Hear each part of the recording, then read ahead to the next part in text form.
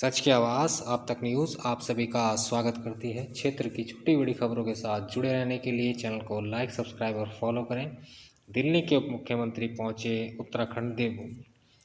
देहरादून के एक निजी होटल में हुई प्रदेशव्यापी व्यापार प्रकोष्ठ के कार्यकर्ताओं और पदाधिकारियों की वार्ता उप मुख्यमंत्री मनीष सिसोदिया जी के साथ, जिसमें उन्होंने आम आदमी पार्टी की सरकार अगर उत्तराखंड में बनती है तो उत्तराखंड के व्यापारी ना की तरक्की करेंगे और साथ ही उत्तराखंड के निर्माण में भी भागीदार बनेंगे। उन्होंने कहा कि पर्यटन, अध्यात्म और अन्य व्यवसाय इसी प्रकार से इस प्रदेश के अंदर व्याप्त है, जिनकी अंदर इतनी व्यापार की संभावना है कि जो कि उत्तराखंड के नवनिर्माण में कारगर साबित होंगी। और यह सरकार अगर उत्तराखंड में बनती है तो यह विज़न उत्तराखंड के विकास के लिए सहायक होगा। तरह से उत्तराखंड में वो संभावनाएं हैं कि उत्तराखंड का व्यापारी न सिर्फ अपनी तरक्की कर सकता है बल्कि पूरे उत्तराखंड की तरक्की में भागीदार बन सकता है। यहाँ पर्यटन में, आध्यात्मिक पर्यटन में, रिलीजियस के अलावा एंटरटेनमेंट के पॉइंट ऑफ व्यू से टूरिज्म में, फ्लोरिकल्चर, एग्रीकल्चर, इन सब में इतनी संभावनाएं हैं कि व्यापारी बहुत तरक्की कर सकता है यहाँ का, और उसके माध्यम से एक आम आदमी की खूब तरक्की हो सकती है। लेकिन उसका रोड मैप बनाना पड़ेगा, उसके लिए पॉलिटिकल विज़न तैयार करना पड़ेगा, उसके लिए ऐसी सरकार लानी पड़ेगी जिसमें पॉलिटिकल विल हो, उसके पास पॉलिटिकल विज़न हो इस चीज़ का काम करने का। आम आदमी पार्टी की सरकार बनेगी तो उसके पूरे ढांचे पे काम करेगी। जिस तरह से दिल्ली में पिछले 6-7 साल में काम करके, व्यापारियों से चर्चा कर करके, अलग अलग सेक्टर के व्यापारियों से चर्चा कर करके दिल्ली का जो GSDP है वो बहुत मेहनत करके 11 से 12% पहुंचाया है। 24 घंटे दिल्ली के व्यापारी को बिजली उपलब्ध कराई है, रेड राज खत्म किया है, दिल्ली की तमाम पॉलिसीज़, वहाँ के टैक्स पॉलिसीज़, वहाँ के लाइसेंस पॉलिसीज़ व्यापारियों से डिस्कस कर करके बनाई हैं। करीब 450 तरह के एफिडेविट्स वहाँ के व्यापारियों से बात करके ख़त्म कर दिए हैं कि अब उनकी ज़रूरत नहीं है।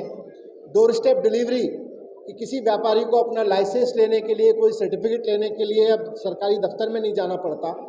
तो इन सब की वजह से दिल्ली का व्यापारी काफ़ी खुशहाल हुआ है। उसी वजह से कोई राजनीतिक पार्टी कहे तो अलग बात है, लेकिन डेटा बोल रहा है कि दिल्ली का GSDP सबसे ज़्यादा है। दिल्ली की पर कैपिटा इनकम देश में एवरेज इनकम के 3 गुना है।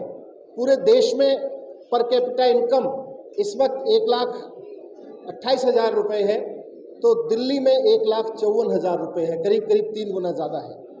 तो इस तरह से दिल्ली की तरक्की अरविंद केजरीवाल जी की आम आदमी पार्टी की सरकार में हुई है इकोनॉमिक फ्रंट पे।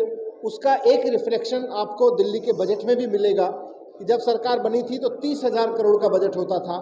हमारी सरकार ने रोना नहीं रोया, व्यापारियों के साथ मिलकर तरक्की का रास्ता खोला दिल्ली में, और उससे सरकार के पास भी खूब योजनाओं के लिए पैसा आया। जब सरकार बनी थी तो 30,000 करोड़ का बजट होता था, लेकिन आज दिल्ली का बजट 5 साल में 60,000 करोड़ रुपए हो गया, और 7 साल में इस वक्त 70,000 करोड़ रुपए के बजट पे दिल्ली सरकार खड़ी है। ये सिर्फ और सिर्फ व्यापार की प्रगति से ही संभव हुआ, उसके बिना संभव नहीं था। उत्तराखंड में भी सरकार को अगर और काम करने हैं तो व्यापारियों की तरक्की का रास्ता खोलना ही पड़ेगा।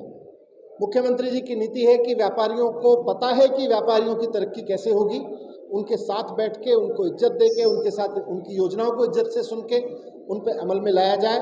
आम आदमी पार्टी की सरकार बनेगी तो उसके बाद यही सब चीज़ें यहाँ भी लागू होंगी। उत्तराखंड में भी 24 घंटे बिजली से लेके शांति, कानून व्यवस्था, भ्रष्टाचार मुक्त प्रशासन, रेड राज का खात्मा। केवल 21 सालों का राज्य है, विषम भौगोलिक परिस्थितियाँ, कैसे कंपेरिजन आप दिल्ली से कर सकते हैं उत्तराखंड? दिल्ली के पास तो वैसे ही बहुत तरह की परेशानियां हैं ना, वहाँ पे ज़मीन है, सेंट्रल गवर्नमेंट डील करती है, वहाँ हमें ज़मीन भी खरीदनी पड़ती है केंद्र सरकार से। एक यूनिवर्सिटी भी बनाओ तो 300-400 करोड़ रुपए की तो एक ज़मीन खरीदनी पड़ती है। वहाँ पे बहुत सारे पावर्स नहीं है गवर्नमेंट के पास, उसके बावजूद इतना हो गया। लॉ एंड ऑर्डर वहाँ नहीं है।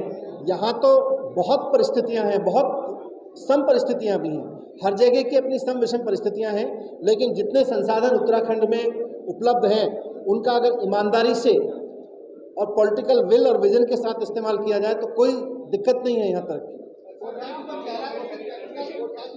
वो समय आने पे बताएंगे।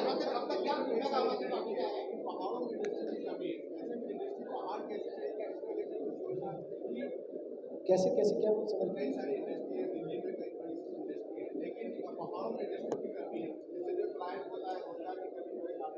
उल्टा है।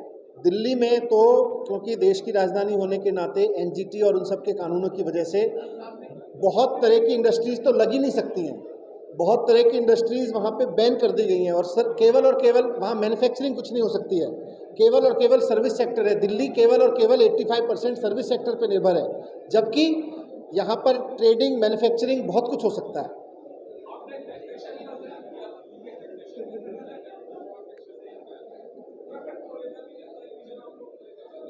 देखिए, अब तो जीएसटी रिजीम लागू हो गया है, लेकिन उसके अलावा भी व्यापारियों के लिए बहुत सारी पॉलिसीज हैं और जीएसटी में भी व्यापारियों की बात रखी जाए, वो वित्त मंत्री का काम है।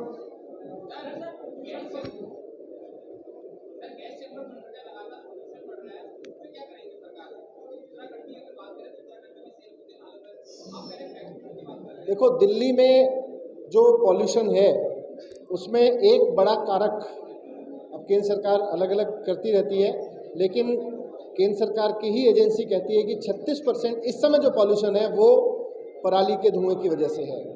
हरियाणा और पंजाब की सरकारों ने किसानों के साथ धोखा किया, उनको पीड़ित बनाया। सबसे पीड़ित हरियाणा और पंजाब का किसान है और वहाँ का और दिल्ली का और आसपास के क्षेत्रों का नागरिक है। ये पूरे नॉर्थ इंडिया में धुएं की वजह इसलिए है क्योंकि हरियाणा और पंजाब की सरकारों ने किसानों के लिए वो नहीं किया जो वो कर सकते थे और जो उनको करना चाहिए था। दिल्ली में ट्रांसपोर्ट और बाकी चीज़ों का जो पॉल्यूशन होता है, ये पिछले 15 दिन का पॉल्यूशन हटा दीजिए तो बहुत कम होता है। आज उसी में है।